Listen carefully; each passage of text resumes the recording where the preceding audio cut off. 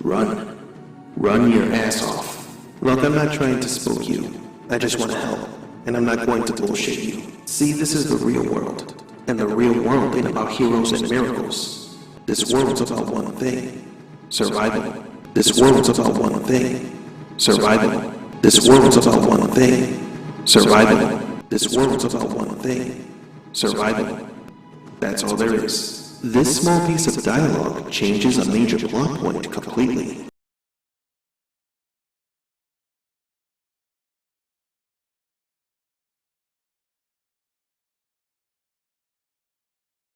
Brand image has overtaken the reality, which is the product. Politics, the simulation of the candidate, becomes more critical, more important than their abilities or their beliefs. Why do they win? Because we, all of us, prefer simulation. We want it more. It's more important to us. The trouble is that our dopamine comes from these places instead of real things. We're addicted to simulations. We get addicted to simulacra. We've sold our soul to hyper-real things. It's impossible for us to think in terms outside the simulation. So can we get back to real? I'm wondering this too.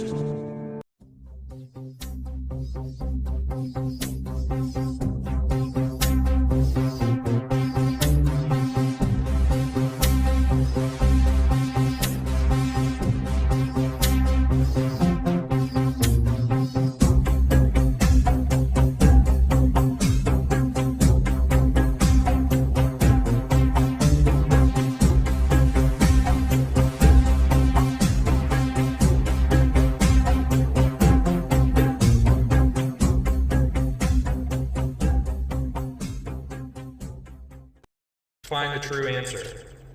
And it said the question. I said, question what? And it said everything. I said, where do I look to find the true answer? And it said within. And I said, within what? And it said yourself. I said, could I find it in history? And I want to know if I could find the answer in history. It said yes. I said, where in history? It said patterns. It said patterns. It said patterns. Hello, it's August 2025. Now this video is inspired by some conversations I've had with people over time, even recently, with regards to them putting these fake heroes of the so-called Convoy of Freedom in the same group as people like myself. And it appears that there's some elements that are not understood, perceived to be the same, but not the same. And these fake heroes are nowhere close to being in the same camp as people like myself. So what I'm going to do is I'm going to start off by highlighting some points of my case, my efforts in Calgary, Alberta, and then contrasting that with these fake heroes. And these fake heroes, really what's going on now is people are taking issue with the sentencing that the Crown prosecutor is seeking for these people. Now, just to go over my case real briefly with these highlights, because it does tie in with why people are putting these others into the camp of people like myself. When my matter began in 2013, the very first lawyer that I had, right out of the gate, said I would not be getting a fair trial. And then there were some issues with things that he would say to me and how he handled the trial when it began, and things that he didn't do. Now, initially, I had told all the lawyers I would end up having that the file's theirs, I'm not going to interfere, for example, with strategies or anything else, because of my law background. It's theirs to move forward as they think is right. But right out of the gate, I was told I wasn't getting a fair trial, and then I started having issues with my first lawyer, which I ended up terminating. And then I ended up getting a second lawyer, which I also ended up terminating as well. Now, I'm mentioning this to set the stage of all the steps, proper steps that I did to, for example, have a fair trial and highlight to officials that there's issues going on. So I had filed complaints against the first two lawyers, as well as the Crown prosecutor, as well as the judge, and the lead counsel for the former lead counsel for the city of Calgary, a senior counsel. So I filed complaints. I went through all the proper steps. Then when that, as a descriptive, didn't work, I escalated to the next stage, next step in the political structure, we'll say.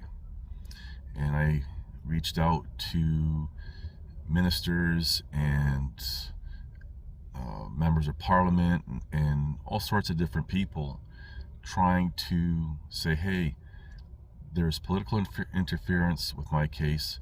There's serious issues going on.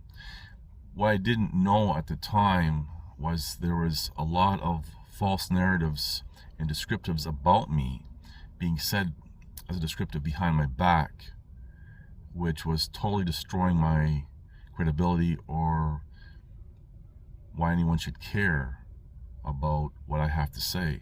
And I actually had one detective tell me to my face that no one cares what I have to say. And I remember standing there looking at him like, where's this coming from?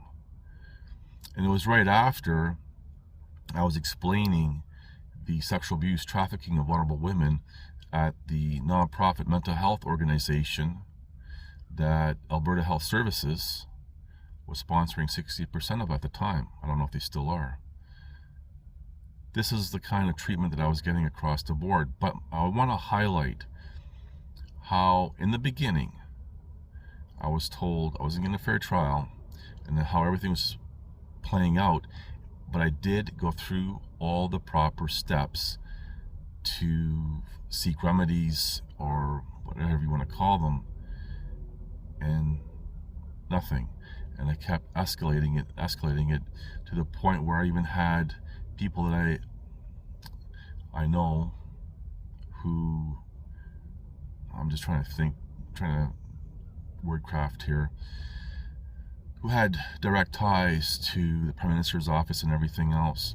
Now, when it got to a certain point, I was told that they can't politically interfere with an active criminal trial. Yet, there was political interference during my trial, but it doesn't seem to matter. So, I want to really stress that I went through all the proper steps, and from filing complaints to everything else, before I really went public, say for example on the internet, with my story. Even filed, for example, complaints with professional standards, which would be, for example, United States Internal Affairs. So, and there was, each of the two former officers had around 15 criminal charges that were pending. They gave me a list of these things, and anyway, don't know whatever happens to that. I'll never know, because hey, their information's protected like everywhere else. Again, I want to stress that I went through all the proper channels before ever really going all out with social media, we'll say. Now, when you look at these fake heroes of the so-called Convoy of Freedom, specifically Chris Barber and Tamara Leach, I believe her last name is, and how they were convicted of mischief, and how many people in the comment sections say, well, 8 years or 7 years, whatever the Crown is seeking for mischief. I've never heard of anything like that. But, well, for one thing, what people don't realize is the charges of mischief can either be a summary offense, in the United States would be a misdemeanor, or an indictable offense, which in the States would be a felony. So the charges of mischief can either be one of the two. Obviously, the Crown proceeded with the indictable position, felony, and people are saying, well, still that's ridiculous. That's, you know, for something like a mischief charge. Well, there's a lot of things that need to be considered. For example, when you have multiple breaches of court orders and other things and other charges and everything else, that adds to the Crown's position of whatever was imposed before didn't really work. But really you have to look at the basis of it when these people are instructing tens of thousands of people to break the law, to breach court orders, to go against the police, as well as the courts, obviously. That's pretty serious. It wasn't like they were telling one or two people, tens of thousands of people. They were instructing them to break the law. So how do you deal with that? It's a pretty serious thing. Maybe if there's 10 people, but tens of thousands, and the people did listen to them. So this is what really elevated the seriousness of the mischief charge. When you think of mischief, you think of something petty, but this is not petty. Mischief is, you could say, could just be kind of a catch-all for somebody did something, but nobody really knows where to put it because there's nothing specific. So okay, it's a mischief charge and proceed with that. And then you have to look at, for example, the cost to the city of Ottawa. I think the police said it cost them an extra $55 million, and the city cost is $7 million. And then you have the damages to the people in Ottawa. Not necessarily, and I'm going to be very simple here, I won't get into legalese, but you get into damages that are not tangible, but are still damages nonetheless. And whatever, perhaps people suffered some psychological traumas and so forth. So there's a lot that needs to be taken into consideration. And then when you look at when the police were investigating the whole so-called Convoy of Freedom, you have to look at it from their perspective. Now, whether the information is true or not, whatever they're perceiving, that's not the point. The point is, from their perspective, through their investigation, which is huge across Canada, what they're seeing, for example, donations coming from sources that are, we'll say, of interest to them to begin with. Then you have small groups of within actually planning to commit violence. They have weapons and so forth, and whatever else that we'll never know about. So the investigations, from their perspective, they're not looking at individuals. They're looking at the group as a whole. What could be the potential of harm this group can do? Not just, for example, to the government or to the police, but to the people of Canada, Canadians. What damage will be done to them physically or to their property. So they're looking at it from, okay, well, this is what's going on. This is serious. And until they actually, for example, make arrests, and people are going to court and everything else, then you start to filter out, okay, well, maybe you weren't doing this, but these guys were. But you have to look at it from that perspective. And despite everything, the Crown is looking at it from that perspective as well, because this so-called convoy had the potential to turn into something that we see happening, for example, in the United States and other parts of the world right now, where you have serious riots, cities literally being burnt to the ground. And take, for example, you have these ICE agents in the US who are there to protect American citizens from, as a descriptive, foreign invaders coming in illegally. And you have groups actually fighting them to the point now where some of these ICE agents are being shot. They're being shot, doing their job to protect Americans. They're being shot by Americans. I mean, it's just complete insanity. So when you look at it, going back to Canadian officials and police and everything else, they're seeing what's happening all around the world. They're not stupid. And if there's money that's being funneled to these groups that are attacking, for example, ICE agents, that were also funding the so-called convoy, that's a problem. So there's a lot going on there from their perspective, and the Crown is taking that position as well. It's not that these people have been charged for mischief.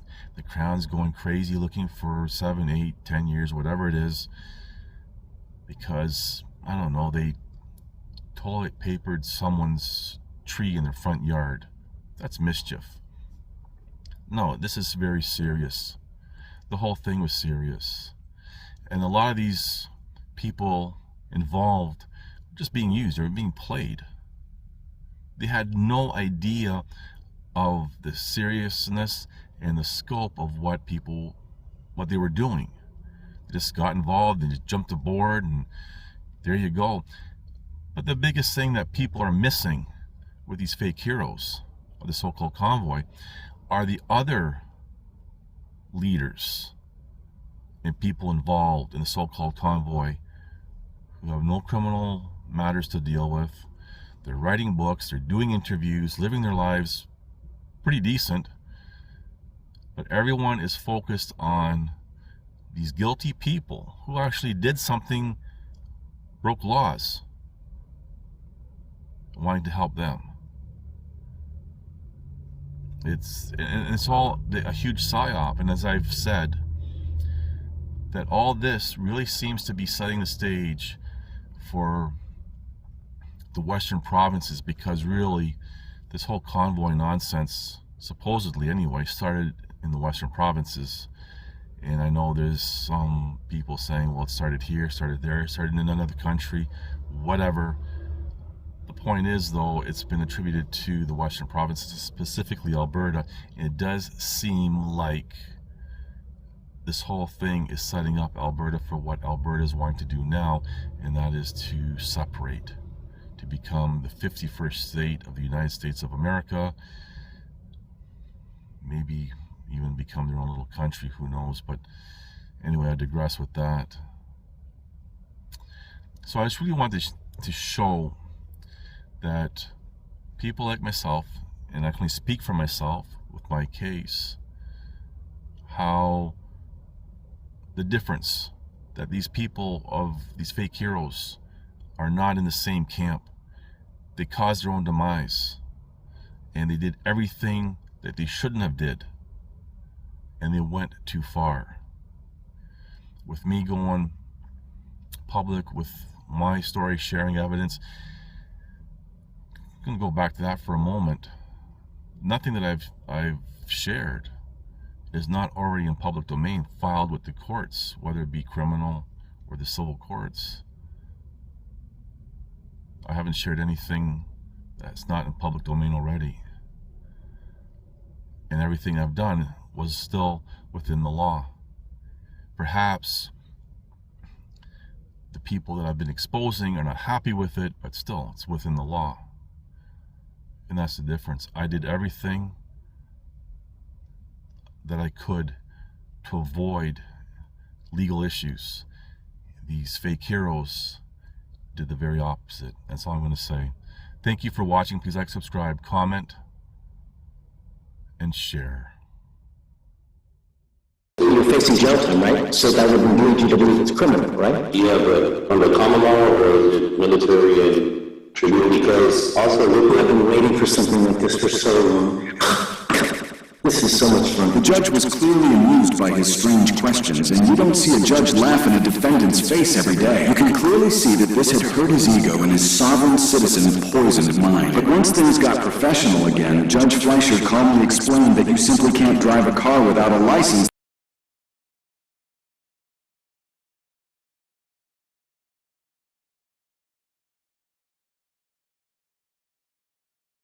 Online, which makes me wonder, are we being trolled? It's like a deliberate attempt to try and wind us all up, isn't it?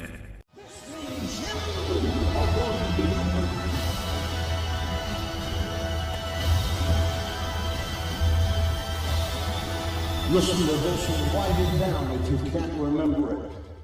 You're never going to outgrow warfare. You simply must learn to fight. I hear people saying to me, oh, when is it going to get easier? When you die.